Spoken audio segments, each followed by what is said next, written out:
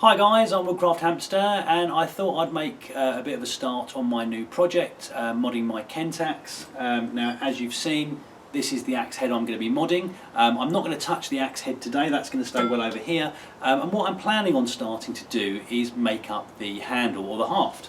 Now what I've done, I've got a piece of seasoned birch here. I've split it down a little bit to make it more of a sort of the size I want it to be. I've left plenty of material on there so that I can obviously kind of smooth it down and shape it down later on. Now hopefully you can see that okay there. I've marked out my handle on there. Can't tell quite if that's picking up on the camera well enough, but sort of I've got a little bit of a curve in there, a little sort of a bit of a bulge down this end. That's better.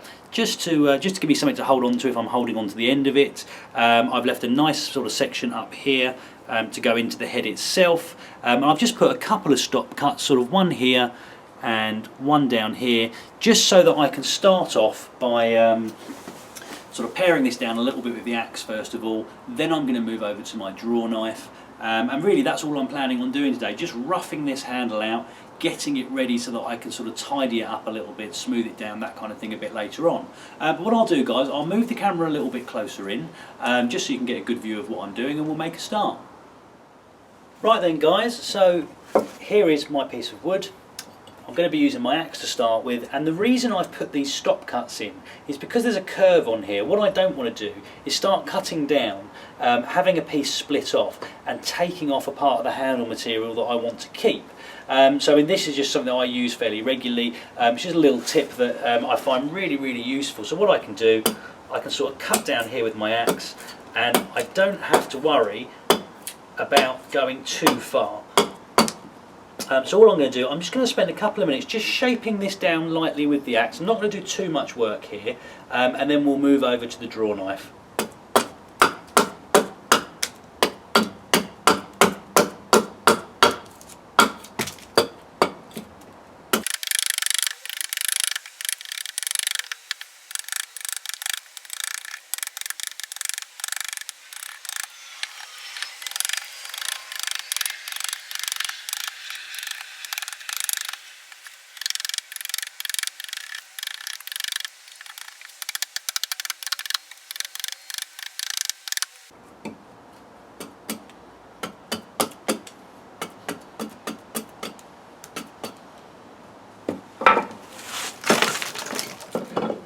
So there you go guys, that's fairly sort of evenly carved down now. A few little bits and pieces that I can still play with the axe if I want to.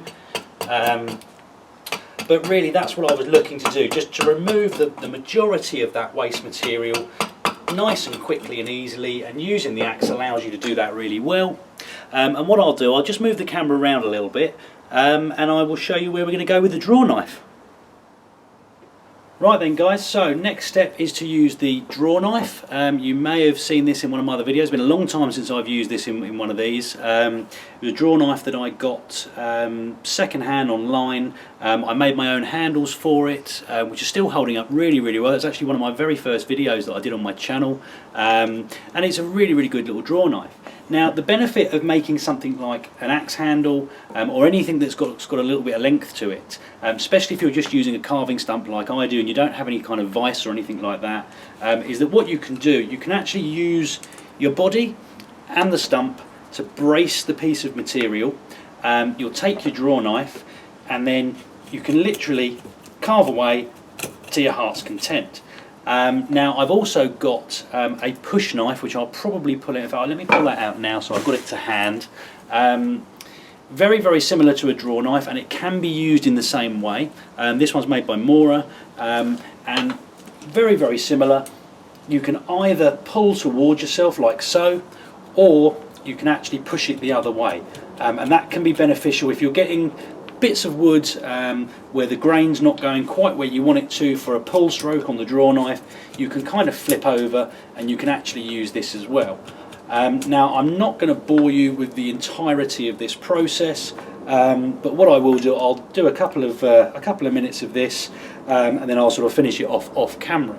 And one thing just to say about if you are using draw knives, a lot of people, especially if you're using this technique, have a concern about cutting themselves. Now the thing to remember is a draw knife is generally only about the width of your body, and if you're pulling towards yourself like so, you come to the end here and you slip, your hands are actually going to hit your body. I'm not sure if you can see that. I'll tilt this so you can kind of see, you know, there's a couple of inches gap there between the blade and myself, so you're generally not going to hit yourself with this, provided you're being careful. Now all I really want to do is just pare this down so that it's nice and flat, working against my lines. And one tip also I would say is that don't start at the very end of your material, because if you start here, you're very likely to split off a much larger piece of wood than you intend to. So always start just below it, get a nice sort of comfortable hold, put a bit of pressure on by leaning forward, and then you can just literally start carving away.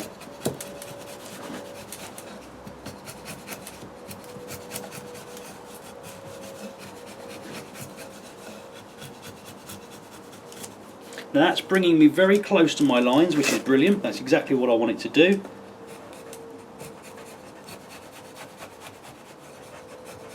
Still got a little bit of the stop cut here, so I'm not going to go quite this far, and I'll reverse this round and go the other way when I get to it.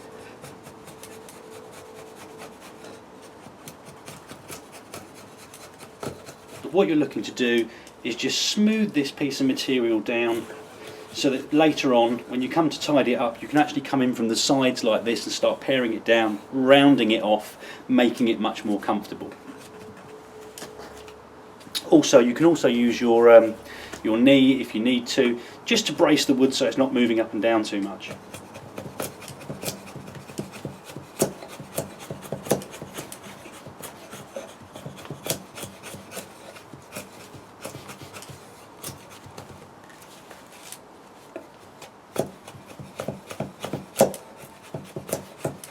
Right, so there you go guys, that's pretty much it, and that's where I'm going to leave it for today.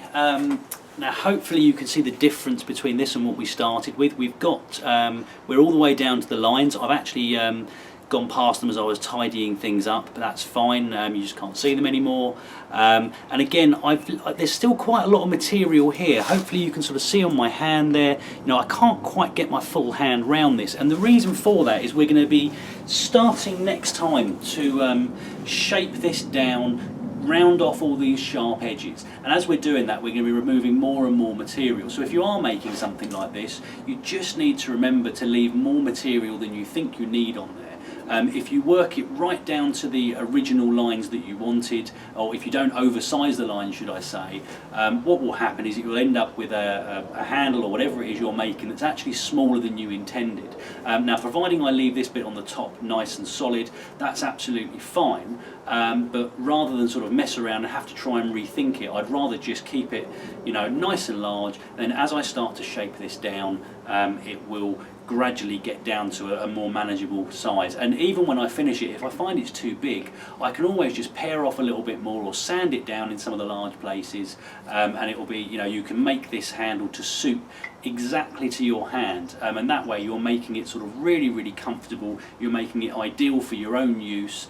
You know, it's not something you've bought off of a shop where, you know, you're stuck with kind of however it was manufactured. You can tailor this to fit your hand perfectly, and that's going to be my intention with this. But I hope it was useful, guys. As I say, I will come back shortly with another video where we start sort of working this down even more and getting it to where we need it to be. Hit like and subscribe if you'd like to see more. Comments and questions in the box below, and I hope you'll all join me next time. Thanks, guys.